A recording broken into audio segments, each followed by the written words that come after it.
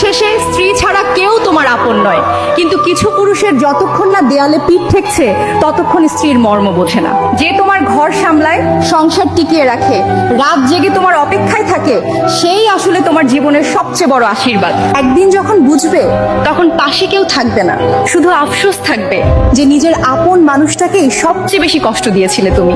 দিন শেষে স্ত্রী ছাড়া কেউ তোমার আপন নয়, কিন্তু কিছু পুরুষের যতক্ষণ না দেয়ালে পিঠ ঠেকছে ততক্ষণ স্ত্রীর মর্ম বোঝে না।